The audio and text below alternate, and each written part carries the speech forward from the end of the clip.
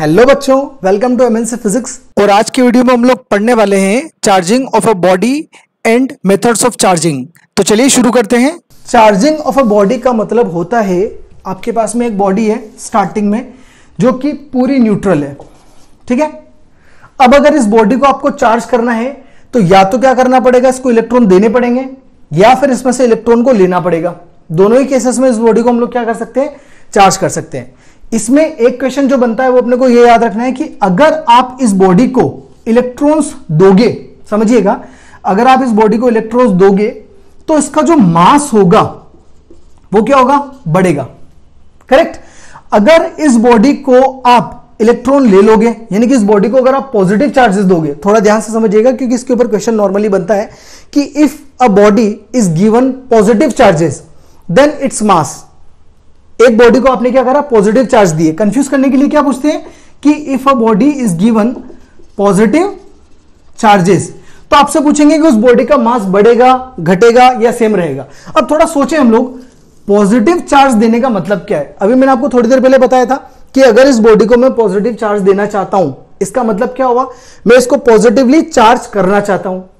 Positively charge करने का मतलब क्या है, मुझे इसमें से इलेक्ट्रॉन्स निकालने पड़ेंगे। क्योंकि मैंने बताया था प्रोटॉन के साथ छेड़छाड़ हम लोग करेंगे नहीं, तो मुझे क्या करना पड़ रहा है, इसमें से इलेक्ट्रॉन को बाहर निकालना पड़ रहा है। अब अगर मैं इलेक्ट्रॉन बाहर निकाल रहा हूं तो इस बॉडी का मास कम होता जा रहा है। क्यों हो रहा है, क्योंकि एक इलेक्ट्रॉन का मास मेरे पास में कितना है, 9.1 इंटू 10 की पावर -31 kg है। जब इस बॉडी में से मैं एक इलेक्ट्रॉन बाहर निकाल लूंगा तो इतना मास मैंने बाहर निकाल लिया, फिर मैंने एक और इलेक्ट्रॉन बाहर निकाला तो इतना मास निकाल लिया, फिर मैंने एक और इलेक्ट्रॉन निकाला तो इतना मास निकाल लिया। तो जैसे जैसे मैं नंबर ऑफ इलेक्ट्रॉन्स इसमें से निकालता जा रहा हूं वैसे वैसे इस बॉडी का जो मास है वो क्या हो रहा है, कम हो रहा है। अब मैं इलेक्ट्रॉन अगर निकाल रहा हूं तो इस बॉडी पे चार्जेस क्या होते जा रहे हैं, प्लस के आते जा रहे हैं, है ना। क्योंकि स्टार्टिंग में मैं ये मानता हूं कि इस बॉडी में 50 इलेक्ट्रॉन होंगे और 50 प्रोटॉन होंगे, तो मैं एक इलेक्ट्रॉन निकालूंगा तो मैंने इतना मास निकाल लिया और इस बॉडी को मैंने माइनस चार्ज दे दिया, ठीक है। क्योंकि अब कितने बचेंगे, 49 इलेक्ट्रॉन्स बचेंगे। अगर मैंने एक और इलेक्ट्रॉन निकाल लिया तो इधर क्या हो गया, मास डबल हो गया पहले जितना था उसका, और यहां पे इलेक्ट्रॉन कितने बचेंगे, 48 बचेंगे। अब मैंने अगर एक और इलेक्ट्रॉन निकाल दिया तो यहां पे क्या हो जाएगा, मास 3 इंटू 9.1 हो जाएगा, और यहां पे इलेक्ट्रॉन कितने हो जाएंगे, 47 हो जाएंगे। तो यहां पे देखो 47 इलेक्ट्रॉन और 50 प्रोटॉन्स, तो बॉडी क्या हो गई, +3 से चार्ज हो गई। बॉडी +3 से चार्ज हो गई मतलब बॉडी क्या हो गई, पॉजिटिवली चार्ज, और इस केस में क्या हुआ, मास क्या हो गया, कम हो गया। तो क्वेश्चन क्या है, if a body is given positive charges then इसका मास क्या होगा, डिक्रीज होगा। Second question, if a body is given negative charges then its mass increases. ये आपको दिमाग में बिठा लेना है कि नेगेटिव चार्जेस देने का मतलब क्या होगा, इलेक्ट्रॉन दोगे, और पॉजिटिव चार्जेस देने का मतलब क्या होगा, इलेक्ट्रॉन को निकालोगे। इलेक्ट्रॉन दोगे तो मास बढ़ेगा, इलेक्ट्रॉन निकालोगे तो मास घटेगा, ठीक है। इलेक्ट्रॉन दोगे तो नेगेटिवली चार्ज होगी और अगर इलेक्ट्रॉन निकालोगे तो पॉजिटिवली चार्ज होगी। ये बातें आपको इसकी ध्यान रखनी है, ठीक है। अब चार्जिंग हमको समझ में आ गया कि हम बॉडी को या तो नेगेटिव चार्ज दें या पॉजिटिव चार्ज दें, दोनों ही केसेस में हमारे पास में क्या होगा कि बॉडी चार्ज हो जाएगी। अब एक्चुअल में ऐसा करने के कितने हमारे पास में तरीके, ठीक है। तो हमको तरीके देखना है कि कितने हमारे पास में तरीके होते हैं। तो हम किसी भी बॉडी को 3 तरीके से चार्ज कर सकते हैं, यानी कि हम लोग बात कर रहे हैं मेथड्स ऑफ चार्जिंग की, कि हमारे पास में चार्जिंग के कितने मेथड होते हैं। तो हम लोग यहां लिखेंगे मेथड्स ऑफ चार्जिंग। देखिए मेथड्स ऑफ चार्जिंग में हमारे पास में टोटल 3 मेथड होती है, ठीक है। पहली होती है हमारे पास में चार्जिंग बाय फ्रिक्शन, दूसरी होती है हमारे पास में चार्जिंग बाय इंडक्शन, और तीसरी होती है हमारे पास में चार्जिंग बाय कंडक्शन। ये 3 मेथड होते हैं। इन तीनों मेथड के थ्रू हम लोग क्या कर सकते हैं, किसी भी बॉडी को नेगेटिवली या पॉजिटिवली चार्ज कर सकते हैं, ठीक है। अब सबसे पहले हम लोग देखेंगे कि जो चार्जिंग बाय फ्रिक्शन होता है उसका मतलब क्या होता है। देखिए जैसे क्लास 11th में आप लोगों ने पढ़ा होगा, फ्रिक्शन का मतलब क्या होता है हमारे पास में कि एक बॉडी है, ये दूसरी बॉडी है, इन दोनों बॉडीज को अगर आपस में आप इसे रब करोगे, रब करना मतलब आपस में क्या करना, इन दोनों को रगड़ना, इस तरीके से आप रगड़ोगे तो एक बात ध्यान रखिएगा, ये बॉडी अलग है, ये बॉडी अलग है, यानी कि मटेरियल दोनों के अलग अलग है। दोनों को आप आपस में रब कर रहे हो, तो रब करने पर मतलब रगड़ने पर क्या होगा, इस प्रोसेस को हम लोग बोलते हैं फ्रिक्शन। फ्रिक्शन मतलब एक बॉडी है, ये दूसरी बॉडी है, मैं रब करने की कोशिश कर रहा हूं, तो ये बॉडी इस बॉडी को क्या कर रही है, अपोज कर रही है, इसके मोशन का अपोज कर रही है। इस फिनोमेना को हम लोग बोलते हैं मोशन, फ्रिक्शन बोलते हैं। ठीक है, तो फ्रिक्शन हमें समझ में आता है। तो फ्रिक्शन से बॉडी को चार्ज कैसे किया जा सकता है, तो आपको मैं कुछ अगर एग्जांपल बताऊं, तो आप एक पत्थर लो, एक पत्थर को किसी दूसरे पत्थर के ऊपर अगर जोर से मारोगे ना तो एक चिंगारी निकलेगी, है ना। वो चिंगारी क्या है, एक पत्थर और दूसरे पत्थर को जब मार रहे हो तो दोनों के बीच में क्या हुआ, फ्रिक्शन। फ्रिक्शन की वजह से क्या हुआ, एक चिंगारी निकली। तो वो हमारे पास में एक सुटेबल एग्जांपल है फ्रिक्शन का। इसके अलावा जैसे एक आपके पास में मान लीजिए ये ग्लास रोड है, ठीक है, ये क्या है, ग्लास रोड मान लें हम लोग, है ना। एग्जांपल ले लेते हैं कि ये ग्लास रोड है, ठीक है, ऐसी कुछ बनी हुई है ये, मतलब कांच की रॉड है। और एक है आपके पास ये कपड़ा है, ठीक है, ये जो कपड़ा है ये सिल्क का है। सिल्क का कपड़ा ऑब्वियस सी बात है, आप जानती होगे, सिल्क क्लॉथ है। ये क्या है, ग्लास का रोड है और ये सिल्क क्लॉथ है। ये इनिशियली इस तरीके से रखे हुए हैं, तब इनके बीच में कुछ भी नहीं होगा, ना तो इसके ऊपर कोई चार्ज है ना इसके ऊपर कोई चार्ज है। अब हम क्या कर रहे हैं, इस ग्लास रोड को इसके साथ क्या कर रहे हैं, रब करना चालू कर रहे हैं। रब कैसे करेंगे, जैसे ये सिल्क का कपड़ा है और ये ग्लास की रोड है, मैंने इसको क्या करा, ऐसे रब करना चालू किया, ठीक है। अब अगर मैं इसे रब करूंगा तो रब करने पर क्या होगा कि ग्लास रोड जो है उसके ऊपर आ जाएंगे पॉजिटिव चार्जेस, और जो सिल्क का कपड़ा है इसके ऊपर आ जाएंगे नेगेटिव चार्जेस। अब ये क्यों आए, क्योंकि देखिए जब आपने इस बॉडी को इसके साथ में रब किया तो रब करने पर इसको और इसको दोनों को क्या हुआ, सेम अमाउंट में एनर्जी मिली। उस एनर्जी के मिलने पर इस ग्लास रोड के जो इलेक्ट्रॉन्स थे वो इलेक्ट्रॉन्स फ्री हो गए, फ्री होके दूसरी बॉडी में ट्रांसफर हो गए, किसके अंदर, सिल्क क्लॉथ के अंदर। इसके इलेक्ट्रॉन्स इसमें से निकलकर क्या हुए, दूसरी बॉडी में ट्रांसफर हो गए। तो ऐसा होने से इसके अंदर इलेक्ट्रॉन की कमी हो गई, किसमें, ग्लास रोड में, और सिल्क के कपड़े में इलेक्ट्रॉन्स की एक्सिस हो गया, यानी कि इलेक्ट्रॉन्स बढ़ गए। तो उस केस में ये बॉडी हमारे पास में हो गई नेगेटिवली चार्ज और ये बॉडी हो गई हमारे पास में पॉजिटिवली चार्ज। ये किससे हुआ, ये हुआ चार्जिंग बाय फ्रिक्शन से, ठीक है। इसी तरीके से जरूरी नहीं कि आप ये दो मटेरियल लो, आप इनके अलावा भी मटेरियल ले सकते हो। जैसे कि आपने एक एबोनाइट की रोड ले ली, है ना, इबोनाइट की अगर आप रोड लेते हो और केट फर लेते हो, या इसकी बजाय आप केट की बजाय आप कोई भी बोल सकते हो कि एनिमल आपने फर ले लिया, ठीक है, एनिमल फर आपने लिया। फर मतलब नॉर्मली क्या होता है, हमारे जो स्वेटर्स होते हैं, स्वेटर के अंदर का पोर्शन अगर आप देखोगे ना तो फर हमें समझ में आता है, कपड़ा टाइप होता है, काफी स्मूथ होता है। तो एनिमल फर को अगर आप इबोनाइट की रोड के साथ में रब करोगे तो ऐसा करने पर हमको क्या मिलेगा कि जो इबोनाइट की रोड है वो हो जाएगी नेगेटिवली चार्ज, और जो एनिमल फर है वो हो जाता है हमारे पास में पॉजिटिवली चार्ज। अब ये नेगेटिव क्यों होता है, पॉजिटिव क्यों होता है, ये क्या होता है, एक्सपेरिमेंटल चीजें हैं कि इन दोनों मटेरियल को रगड़ोगे तो ऐसा होगा और इसके ऊपर ऐसा होगा, मतलब इसके ऊपर पॉजिटिव चार्ज आएंगे, इसके ऊपर नेगेटिव चार्ज आएंगे। ये हालांकि डिपेंड करता है वर्क फंक्शन पे, लेकिन वो हम लोग आगे आने वाले चैप्टर्स में पढ़ेंगे, वो मैं आपको डिटेल में बाद में बताऊंगा। फिलहाल आप लोग इतना समझ लें कि एक पूरी टेबल है जो अपने को याद रखनी है कि हाँ इसके ऊपर ये चार्ज आएंगे, इसके ऊपर ये चार्ज आएंगे, ठीक है। तो ये होता है हमारे पास में चार्जिंग बाय फ्रिक्शन, यानी कि इस बॉडी को इसके साथ में रब करोगे तो इस पे पॉजिटिव, इस पे नेगेटिव, इसको इसके साथ रब करोगे तो इस पे नेगेटिव, इस पे पॉजिटिव। इस तरीके से चार्जेस हमारे पास में आते हैं, तो इसको हम लोग बोलते हैं चार्जिंग बाय फ्रिक्शन। सेकेंड चीज आती है हमारे पास में चार्जिंग बाय इंडक्शन। तो देखिए चार्जिंग बाय इंडक्शन क्या होता है उसको समझते हैं हम एक बार। देखिए सपोज करिए स्टार्टिंग में आपके पास में कोई भी एक बॉडी है, ठीक है, इसका ये इंसुलेटिंग स्टैंड है, ये मेटल स्फेयर है, ठीक है, ये एक स्फेयर है जो कि स्टार्टिंग में न्यूट्रल है। न्यूट्रल मतलब इसके ऊपर कोई भी चार्ज नहीं है। अब मैं क्या करता हूं, इस न्यूट्रल स्फेयर के पास में एक पॉजिटिवली चार्ज्ड ग्लास रोड को लेके आता हूं, है ना, सिर्फ पास में लेके आ रहा हूं, मैं टच नहीं करूंगा। ये क्या है, पॉजिटिवली चार्ज्ड ग्लास रोड है, ठीक है, ग्लास रॉड है जो कि क्या है, पॉजिटिवली चार्ज्ड है। अब इसको जब मैं इसके पास में लेके आऊंगा, अभी मैंने क्या बोला, ये न्यूट्रल है, ठीक है। अब इस पॉजिटिवली चार्ज्ड ग्लास रोड को इसके पास में लेके आऊंगा तो इस स्फेयर के अंदर जो इलेक्ट्रॉन्स होंगे उन इलेक्ट्रॉन्स के ऊपर इस पॉजिटिवली चार्ज्ड रॉड की वजह से फोर्स लगेगा।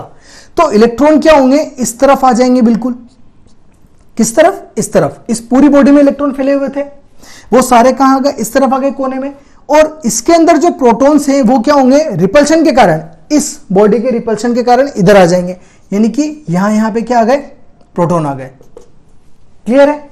कब आए? जब इस पॉजिटिवली चार्ज्ड ग्लास रोड को आप इसके पास में लेके आए तो क्या हुआ कि इस स्फीयर के इलेक्ट्रॉन्स इस तरफ हो गए और जो प्रोटॉन्स थे वो इस तरफ हो गए। अब अगले स्टेप में मैं क्या करूंगा कि ये जो मेरे पास में स्फीयर था, यहां पे मैं ग्लास रोड को एज इट इज रखे रहूंगा, कुछ भी नहीं करूंगा इसके साथ में, और इस स्फीयर को मैं कर दूंगा ग्राउंडेड। ग्राउंडेड करने का मतलब ये है कि एक वायर लूंगा, कंडक्टिंग वायर, वो इस स्फीयर के किसी भी हिस्से से टच करके उसको मैं जमीन में टच करवा दूंगा। ठीक है, इसको हम लोग अर्थिंग भी बोलते हैं यूजुअली, या ग्राउंडेड करना, दोनों हम लोग वर्ड्स का यूज करते हैं। ये जो सिंबल होता है ये ग्राउंडेड करने का मतलब होता है कि आपने एक वायर ले रखा है और उसको अर्थ से टच कर रखा है। जैसे घरों में हम लोग अर्थिंग की जैसे बात करते हैं, उसी तरीके से ये फिनोमेना होता है। तो ऐसा करने पर क्या होगा कि जो अर्थ के इलेक्ट्रॉन्स हैं वो क्या होंगे? इसके अंदर आएंगे, और ये जो पॉजिटिव्स यहां पे थे, इन सारे पॉजिटिव्स को क्या करेंगे? न्यूट्रलाइज कर देंगे। ये यहां पे जो इलेक्ट्रॉन थे वो एज इट इज रहेंगे, इन इलेक्ट्रॉन्स के साथ में कुछ नहीं होगा। लेकिन जो अर्थ के इलेक्ट्रॉन्स आए, वो इलेक्ट्रॉन्स इन सारे पॉजिटिव्स को क्या कर देंगे? न्यूट्रल कर देंगे। न्यूट्रलाइज हो गया।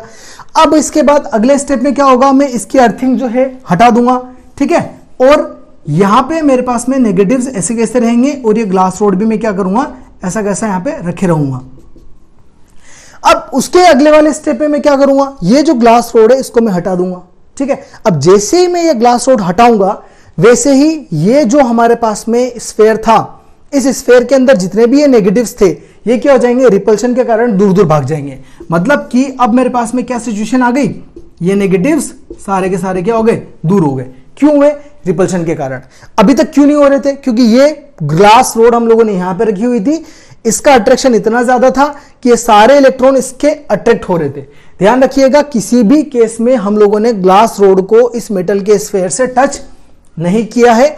हमने लास्ट वाले में इस ग्लास रोड को हटा दिया। हटाने पर इसका जो अट्रैक्शन था वो खत्म हो गया, और इन इलेक्ट्रॉन्स का आपस में रिपल्शन होने के कारण ये इलेक्ट्रॉन्स क्या हो गए? दूर दूर फैल गए। तो मेरे पास में देखिए, स्टार्टिंग में जो था स्फीयर, अभी जैसे मैंने बनाया था, स्टार्टिंग में वो क्या था? न्यूट्रल था। स्टार्टिंग में न्यूट्रल था, लेकिन लास्ट तक आते आते ये इसमें क्या आ गए? नेगेटिव चार्जेस आ गए। इस प्रोसेस को बोलते हैं हम लोग चार्जिंग बाय इंडक्शन। यानी कि किसी भी एक चार्ज्ड बॉडी को अनचार्ज्ड बॉडी के पास में हम लोग लाएंगे और अनचार्ज्ड बॉडी को चार्ज कर देंगे बिना टच करे। इस प्रोसेस को बोला जाता है चार्जिंग बाय इंडक्शन। ठीक है, अब इसके बाद में हमारे पास में थर्ड और लास्ट आता है चार्जिंग बाय कंडक्शन।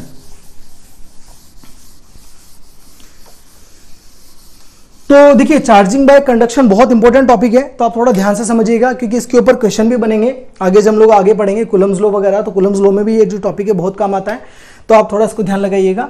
जैसे मान लीजिए हमारे पास में एक स्फीयर है, इसको नाम दे देते हैं हम लोग ए। इस स्फीयर का रेडियस हम लोग ले लेते हैं आर ए। ठीक है, और दूसरा हमारे पास में एक स्फीयर है, इसको नाम दे देते हैं हम लोग बी, और इसका जो रेडियस है उसको नाम दे देते हैं हम लोग आर बी। अब हम लोग ये मानते हैं कि स्टार्टिंग में ये जो स्फीयर है ये हमारे पास में क्या है? न्यूट्रल है, इसके ऊपर कोई भी चार्ज नहीं है। और ये जो स्फीयर है ये हम लोग मान लेते हैं कि ये पॉजिटिवली चार्ज्ड है। आप चाहो तो उसको चारों तरफ पॉजिटिवली चार्ज ऐसे लगा दो, है ना। ये सारे क्या कर दिया हम लोगों ने? इसको पॉजिटिवली चार्ज मान लिया। क्लियर? अब हम क्या करेंगे? अगले स्टेप में इस स्फीयर को और इस स्फीयर को दोनों को आपस में टच कर देंगे, है ना। अब इसको, ए को और बी को आपने क्या करा? दोनों को टच कर दिया। टच करने पर जो बी स्फीयर था, बी के चार्जेस ए में ट्रांसफर होने चालू हो जाएंगे। ध्यान रखिएगा, ए के तरफ ट्रांसफर होने चालू हो गए। कब? जब आपने दोनों को टच किया। इंडक्शन में हम लोगों ने टच नहीं किया था, इसमें हम लोग क्या करेंगे? दोनों बॉडीज को आपस में क्या करेंगे? टच कर देंगे। टच करने पर क्या होगा? इसके चार्जेस इसमें आने चालू हो गए। ठीक है, अब वापस हम लोग क्या करेंगे? अलग अलग कर देंगे, ये और ये ए हो गया, ये बी हो गया। ठीक है, तो इसके ऊपर क्या आ जाएंगे? चार्जेस आ जाएंगे, और इसके ऊपर क्या आ जाएंगे? चार्जेस, जो कि पहले से थे। हमारे पास में स्टार्टिंग में ये बॉडी क्या थी? न्यूट्रल। ये बॉडी क्या थी? चार्ज्ड। बाद में ये बॉडी भी क्या हो गई? चार्ज्ड, और ये तो ऑलरेडी चार्ज थी। मतलब कि एक बॉडी आपके पास में क्या है? अनचार्ज्ड है, एक बॉडी आपके पास में चार्ज्ड, दोनों बॉडीज को अगर आप आपस में टच कर दोगे तो टच करने पर दोनों बॉडीज चार्ज हो जाएगी। अब बात यह आती है कि ये चार्ज आखिर में होगा कितना, तो ये डिपेंड करता है वैसे तो रेडियस पर, बट फिलहाल हम लोग ये मान के चलते हैं कि दोनों का अगर रेडियस सेम है, यानी कि इसका और इसका, यानी कि दोनों जो है आइडेंटिकल मेटल स्फेयर्स हैं, आइडेंटिकल मतलब सेम साइज होना, सेम रेडियस वगैरह होना, ठीक है। अब अगर ऐसा है तो दोनों के अंदर जो चार्जेस की क्वांटिटी होगी वो सेम सेम होगी। सपोज हम मानते हैं कि इसमें स्टार्टिंग में चार्ज थे 50, इसमें थे 0। अब जब आपस में टच हो गए तो चार्जेस का ट्रांसफर होना चालू हो गया। अब ट्रांसफर होने के बाद में इसमें कितने बचेंगे 25, इसमें कितने बचेंगे 25। ये निकाले कैसे, इसके और इसके दोनों चार्जेस को प्लस कर दो, प्लस करने के बाद में जितने स्फेयर हैं उतने से डिवाइड कर दो। 2 स्फेयर हैं तो 2 से डिवाइड कर देंगे, तो क्या होगा 50 प्लस 0 50 हो जाएगा, डिवाइडेड बाई 2 कितना बचेगा 25 और 25, ठीक है। अब इसके अलावा एक चीज है, ये अगर रेडियस अलग अलग होगी, जैसे मान लें कि अगर एक स्फेयर है, एक स्फेयर का रेडियस कुछ और है, दूसरे वाले का रेडियस कुछ और है, तो जरूरी नहीं है कि इसके ऊपर और उसके ऊपर दोनों के ऊपर चार्ज बराबर आए। फिर वो हम लोग कैसे निकालेंगे, तो वो हम लोग निकालेंगे फॉर्मूले से, जो अभी हम लोग देखेंगे। उससे पहले एक चीज और आपको समझनी है कि अगर हम किसी भी बॉडी को दूसरी बॉडी से चार्ज कर रहे हैं, एक बॉडी सपोज मान लें हम कि ए है जो कि नेगेटिवली चार्ज है और बी है जो कि हमारे पास में 0 चार्ज है। अगर आप इसको इससे टच कर दोगे तो ऑब्वियस सी बात है ये बॉडी भी क्या हो जाएगी, नेगेटिवली चार्ज हो जाएगी। सपोज करें कि इसके ऊपर अगर आपके पास में -q चार्ज था, इस बॉडी पर कितना था -q चार्ज, दोनों को आपस में टच कर दिया, तो टच करने के बाद इसके ऊपर होगा -q/2 और इसके ऊपर भी होगा -q/2, ठीक है। अगर किसी बॉडी में +q चार्ज है ना, सपोज करें +q चार्ज है, ए बॉडी है और दूसरी बॉडी है बी जिसमें 0 चार्ज है, दोनों को आपस में टच करा, टच करने के बाद में अलग कर दिया, तो इसके ऊपर चार्ज कितना आएगा q/2, इसके ऊपर कितना आएगा q/2, ठीक है, आफ्टर टचिंग। उसके अलावा अगर इसी में आप थोड़ा एडिशनल ऐड करना चाहें तो मान लीजिए एक सी बॉडी है, ठीक है, जो कि अनचार्ज है, यानी कि इसके ऊपर कोई चार्ज नहीं है। अब आप क्या कर रहे हो कि इसको इससे टच कर रहे हो, है ना, किससे, बी से, मतलब सी बॉडी को किससे टच करोगे, बी से। सी के ऊपर चार्ज कितना है 0, इसके ऊपर कितना है q/2, तो यहां पे क्या आ जाएगा q/2 प्लस 0, टोटल चार्ज कितना हो गया q/2 हो गया। अब q/2 का भी क्या करना है, हाफ, q/2 का हाफ करोगे तो कितना आ जाएगा q/4 हो जाएगा, यानी कि q/4 इस पे होगा और इस पे भी कितना हो जाएगा, बी वाली बॉडी पर भी q/4 हो जाएगा। ए पे कितना था q/2, बी पे कितना हो गया q/4, सी पे कितना हो गया q/4। ये चीज समझ में आई। इस तरीके से हम लोग चार्जिंग बाय कंडक्शन के टॉपिक को समझते हैं। अब इसके अलावा जो हमारे पास में एक टाइप का और क्वेश्चन बनता है वो ये बनता है कि अगर आपके पास में रेडियस थोड़ी सी डिफरेंट है तो हम लोग चार्ज की क्वांटिटी कैसे निकालेंगे किसी भी एक बॉडी और दूसरी बॉडी के ऊपर, तो वो हम लोग देख लेते हैं फॉर्मूला। देखिए एक स्फेयर है ए, दूसरा स्फेयर है बी, इसके ऊपर कुछ अमाउंट में चार्ज है हमारे पास में Q, इसके ऊपर कोई चार्ज नहीं है, मान लीजिए 0 है, या आप मान सकते हैं कि कोई भी चार्ज है। तो टच करने के बाद में इसके ऊपर और इसके ऊपर चार्ज कितना होगा ये कैसे निकालेंगे, तो देखिए हम निकालेंगे QA, यानी कि पहले वाले पे कितना चार्ज बचेगा, तो वो हम लोग लिखेंगे Q system into RA upon RA plus RB।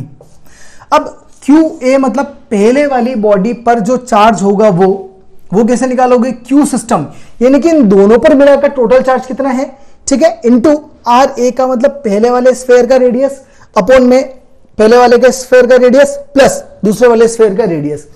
यही चीज अगर आपको दूसरे वाले पे निकालनी है तो सेम फॉर्मूला Q सिस्टम, बस यहां चेंज हो जाएगा RB upon RA plus RB।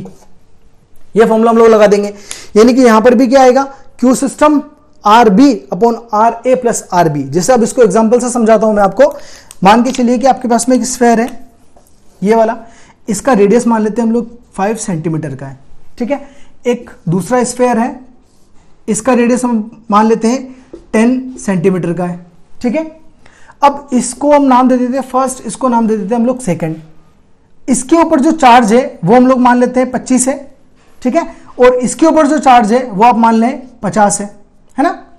अब अगर आप इन दोनों को टच कर दोगे तो टच करने के बाद में इसके ऊपर चार्ज कितना होगा और उसके ऊपर कितना होगा, इस फॉर्मूले से हम लोग निकालने की कोशिश करते हैं। तो देखिए पहले वाले पे अगर आप निकालोगे तो QA क्यू इक्वल टू क्या हो जाएगा, क्यू सिस्टम। क्यू सिस्टम का मतलब क्या है, इस पे और इस पे दोनों पे मिलाकर चार्ज कितना है, तो एक पे 25 दूसरे पे 50, दोनों पे मिला के कितना हो गया, जोड़ेंगे हो जाएगा 75। ओके, फिर आर ए ऊपर वाले फॉर्मूले में है ना, क्योंकि पहले वाले के लिए निकाल रहे हैं, तो आर ए का मतलब पहले वाले का रेडियस यानी कि 5 सेंटीमीटर अपॉन में R A plus R B यानी कि 5 प्लस 10 दोनों मिला के कितना हो गया 15। क्लियर है, तो 5 1 5, 5 3 15, अब 75/3 इसको अगर आप कट करोगे तो 3 1 3, 3 2 6, 1 कैरी आउट होगा 15 हो जाएगा, 3 5 15, तो क्यू ए कितना आ गया 25 कूलम। यानी कि पहले वाले स्फीयर पे आपके पास में चार्ज कितना हो गया 25 कूलम। पहले कितना था 25, अभी भी कितना है 25।